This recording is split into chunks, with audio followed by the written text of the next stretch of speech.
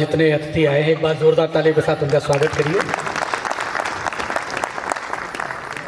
न्यायिक सेवा से जितने हमारे जितने आए हुए हैं उनसे बस यही कहना चाहता हूँ, आपके लिए नई चीज़ नहीं है, क्योंकि सुनने की आदत तो आपकी है ही पूरे दिन। बस एक ही गड़बड़ है कि ताली भी बजानी है यहाँ। तो आपका स्वागत है। मेरा भाई बड़ा जोश में उसने अपने बारे में बताया, और मैं हमेशा इससे कहता हूँ कि नज़र का तीर जिगर में रहे तो अच्छा है। ये घर की बात है, घर में रहे तो अच्छा है। लेकिन आपने जितने मन से सुना, चूंकि हमारे प्रशासनिक अधिकारियों को जाना था तो मुझसे कहा गया कि समय बहुत कम है, तो मैंने छोटे को ही पहले लगा दिया। लेकिन इस कार्यक्रम की थोड़ी सी औपचारिकता बची थी मंच की। हमारे आज के अध्यक्ष पद के लिए मैं चाहता हूं कि हमारे हास्य व्यंग्य धारा के वरिष्ठ हस्ताक्षर श्री मनोहर मनोज जी को मैं मनोनीत कर रहा हूं। आप तालियों के साथ स्वागत कर सकते हैं। ये कार्यक्रम महिला उत्पीड़न के विरोध को समर्पित है।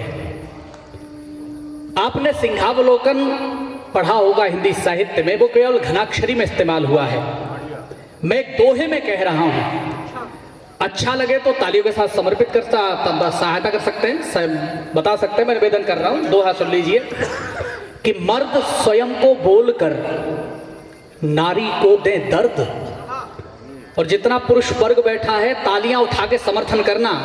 मर्द स्वयं को बोलकर नारी को दे दर्द, दर्दन औरों का दिखे फिर काहे के मर्द। दर्दन औरों का दिखे फिर काहे के मर्द। भाई ने प्रशासन पर भी टिप्पणी की, मैं इसकी हिम्मत को दाद देता हूं। हालांकि ये मध्य प्रदेश छोड़ के दिल्ली चला गया है, लेकिन प्रशासनिक अधिकारियों के सामने जिस तरह टिप्पणी कर रहा था, मैं समझ रहा हूं इसकी हिम्मत को दाद देनी चाहिए। उम्र कम है, तजुर्बा ज्यादा लगा मुझे। हिम्मत समझते हैं आप? मेरे यहां मथुरा में एक एसपी साहब और मेजर साहब बैठे हुए शाम के 8 बजे 8 PM। दोनों में बहस चल रही थी, कौन हिम्मत वाला है, सिपाही हिम्मत वाला है कि सैनिक हिम्मत वाला है। अब चूंकि दोनों दिव्य अवस्था में थे तो परिणाम कुछ निकल नहीं रहा था।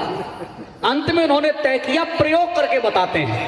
तो मेजर साहब जोश में आ गए, बोले मैं बताता हूं, बताओ। मेजर साहब ने एक सैनिक को आवाज दी, राम सिंह। राम सिंह आए, बोले सर। बोले दीवार देख रहे हो? बोले देख रहा हूं सर। इस पर चढ़ो और कूद जाओ। राम सिंह चढ़े और कूद गए।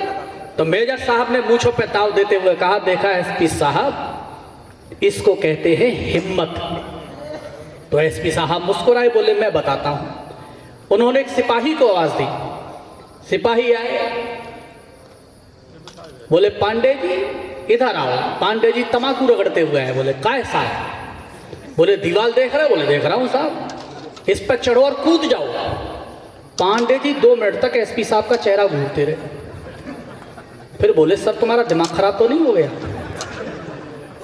तो एसपी साहब ने मुस्कुरा के मेजर साहब से कहा, बोले देखा मेजर साहब, इसको कहते हैं हिम्मत।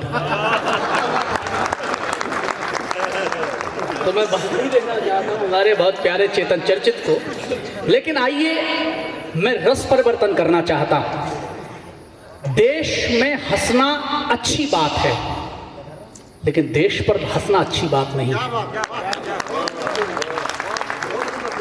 मैंने कभी एक दोहा कहा था, शायद आपकी तालियां उठें।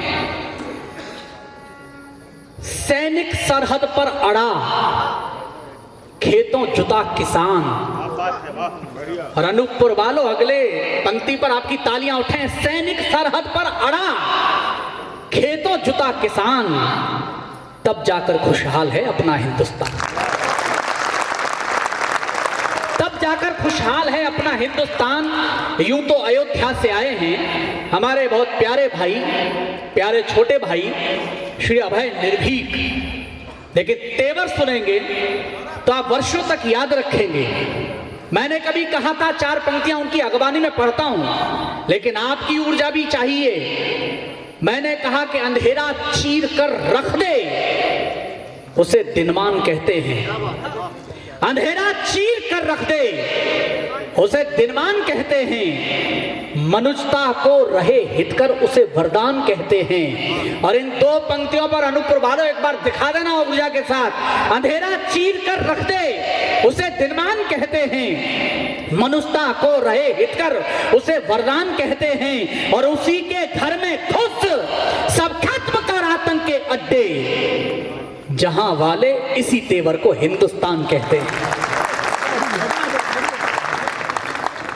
जहां वाले इसी तेवर को हिंदुस्तान कहते हैं। आपके रक्त में ऊर्जा प्रवाहित करने के लिए ओजस्वी धारा के अपने बहुत प्रिय अभय निर्भीक जी को आमंत्रित करना चाहता हूं और चाहता हूं कि आपकी तालियां उठे, एक बार प्यार के साथ सम्मान के साथ बुलाइए अभय निर्भीक जी, एक बार जोरदार तालियों के साथ।